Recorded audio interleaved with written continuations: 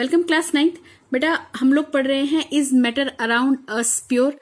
ठीक है, यहाँ पे हमने लास्ट क्लास में मिक्सचर्स के बारे में पढ़ लिया था और हमने पढ़ लिया था हिट्रोजीनियस होमोजीनियस मिक्सचर्स पढ़ लिया था ना। आओ तो आज हम करेंगे एक बहुत बढ़िया क्वेश्चन, इससे थोड़ा सा कंसेप्ट आपका क्लियर हो जाएगा। What is the difference between mixtures and the compound. Okay, mixture और कंपाउंड में बेसिकली क्या डिफरेंस होता है। तो बालको देखो मिक्सचर क्या होता है।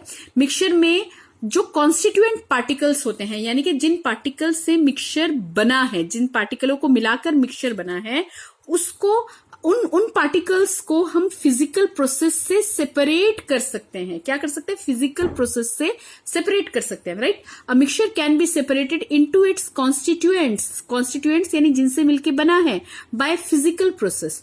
ठीक है, अब फिजिकल प्रोसेस वो प्रोसेस होता है जिसमें किसी केमिकल का यूज नहीं होता, राइट। तो जैसे बहुत सिंपल वाले मेथड, आपने फिल्टर कर लिया, इवेपोरेशन कर लिया, सब्लिमेशन कर लिया, तो कॉन्स्टिट्यूएंट पार्टिकल्स को हम क्या कर सकते हैं? फिजिकल प्रोसेस से अलग कर सकते हैं। जबकि कंपाउंड में ऐसा नहीं होता।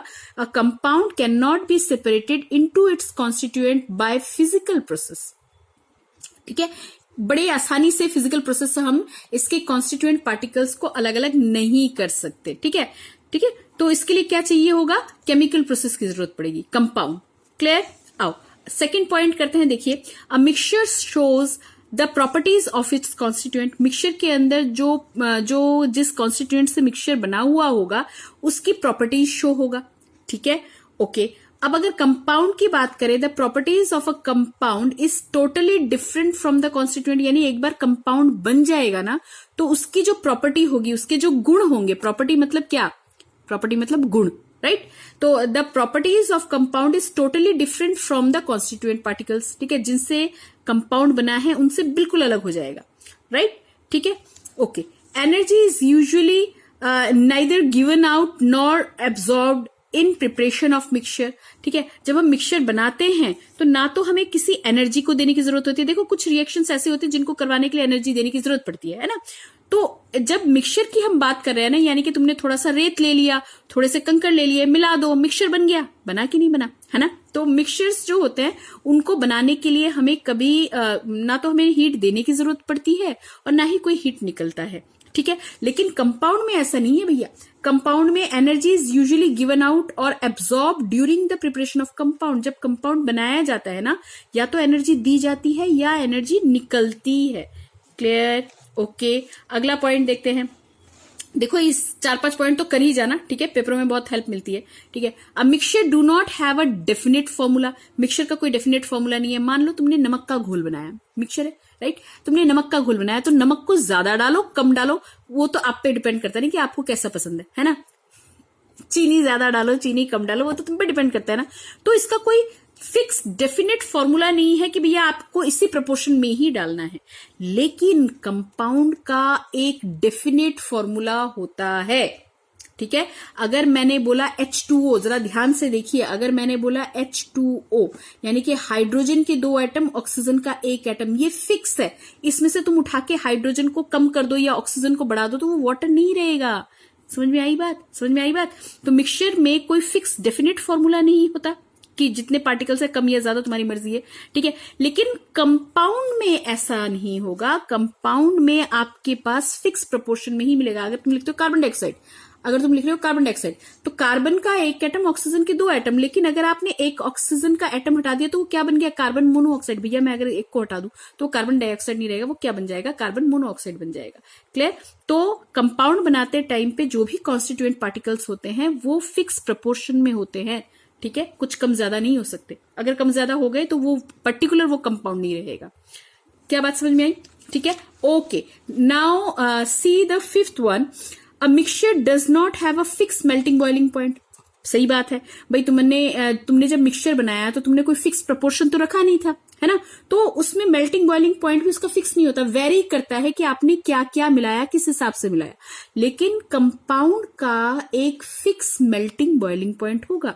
जैसे वाटर की अगर हम बात करें, 100 डिग्री पे क्या होता है? उबलना स्टार्ट होता है, राइट। तो उसका बॉइलिंग पॉइंट क्या है? फिक्स है ना। तो लेकिन इनका क्या नहीं होगा? फिक्स नहीं होगा। Fine, okay.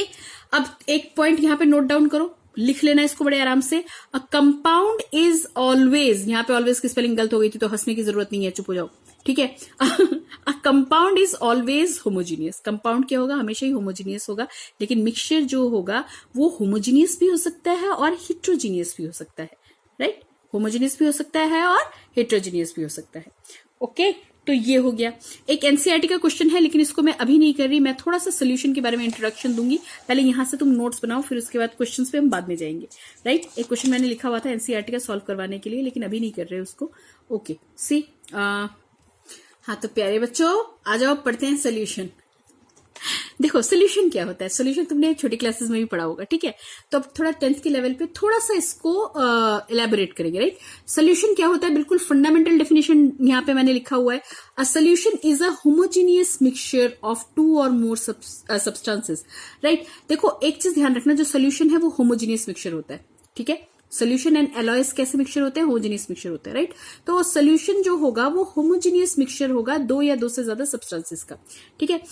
तो इस सोल्यूशन जब भी बनता है उसमें 2 चीजें प्रेजेंट होती हैं, क्या, सोल्यूट एंड सॉल्वेंट, यानी कि जिसे तुम्हें घोलना है या मिलाना है, और जिसमें घुलेगा, ठीक है।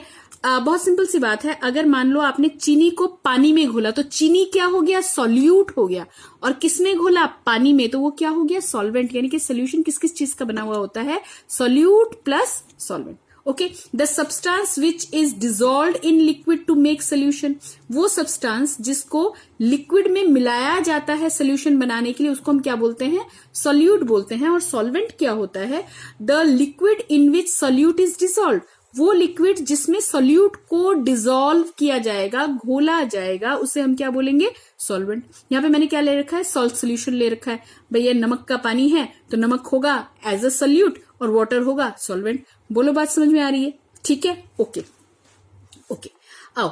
सो आगे मैंने एक चीज यहाँ पे नोट करवाया, क्या नोट करवाया कि इसको ना कई बार टीचर्स बोल जाते हैं, नहीं भी बोलते, तो इसको सुन लो, इसको याद रखना कि जो सॉल्यूट पार्टिकल्स होते हैं ना, जैसे नमक के पार्टिकल्स है, मान लो मैंने नमक का पानी बनाया, ठीक है, नमक को पानी में मिला दिया, तो जो सॉल्यूट पार्टिकल्स हैं are also called dispersed particle. कैसे particle, disperse, DISPERESED, disperse particle भी बोलते हैं। और जिसमें घोला गया यानी कि जो सॉल्वेंट है उसको डिस्पर्स्ड मीडियम भी बोलते हैं। क्या बोलते हैं, डिस्पर्स्ड मीडियम। ओके, अब आइए, हमने अभी तक क्या पढ़ा कि भैया नमक लिया, चीनी लिया, पानी में मिलाया, मैं इसकी बात करे जा रही हूँ कि ये सोल्यूशन है ना। पर एक चीज और मजेदार चीज समझिए कि अगर तुमने सॉल्वेंट पानी ले रखा है, यानी कि जिसमें तुम्हें घोलना है, वो मीडियम क्या है तुम्हारा, वाटर मीडियम में घोल रहे हो तुम, यानी पानी में मिला रहे हो, तो पानी में अगर किसी चीज को यानी किसी सोल्यूट को मिला के अगर सोल्यूशन बना रहे हो ना, ऐसे सोल्यूशन इस तरह के सॉल्वेंट को, यानी कि पानी क्या हो गया, सॉल्वेंट, इस तरह के सॉल्वेंट को हम क्या बोलेंगे, एक्वस सॉल्वेंट। कैसा सॉल्वेंट, एक्वस सॉल्वेंट। भाई वाटर को क्या बोला जाता है, एक्वा, एक्वस, राइट, ये याद रहेगा।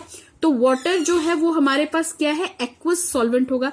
लेकिन वाटर के अलावा अगर कोई और लिक्विड तुमने ले रखा है, कोई भी ऑर्गेनिक लिक्विड ले रखा है, अब ऑर्गेनिक लिक्विड क्या होता है मैं बताऊंगी बहुत डिटेल में, पर आप समझिए कि भैया पानी के अलावा कुछ और मैंने लिक्विड ले रखा है, जैसे कि अल्कोहल, एसीटोन, बेंजीन, ठीक है, इनको हम बोलते हैं non aqueous solvent, non aqueous solvent. Clear, ठीक है, ठीक है बच्चे। अब थोड़ा सा और भी आगे देख जाओ भैया, एक्वस सोल्यूशन की बात करते हैं। एक्वस सोल्यूशन वो होगा जिसके अंदर हमारे पास जो डिसॉल्विंग, देखो, is the solution obtained by dissolving solid in water. Aqueous solution यानी कि पानी के अंदर ये सॉल्वेंट था ना, तो अब उसका जो सोल्यूशन बनेगा वो कैसा बन जाएगा, एक्वस सोल्यूशन बन जाएगा, ठीक है। एक्वस सोल्यूशन क्या, is the solution obtained by dissolving solid in water, ठीक है। Like solution of salt water, नमक वाला पानी, सोल्यूशन ऑफ शुगर वाटर, चीनी वाला पानी, ठीक है। ओके, अब आ गया नॉन एक्वस सोल्यूशन। बेटा नॉन एक्वस सोल्यूशन वो सोल्यूशंस होते हैं जिसको हम ऑब्टेन कर सकते हैं, जिनको हम प्राप्त कर सकते हैं, कैसे, bye dissolving a solid in the liquid other than water.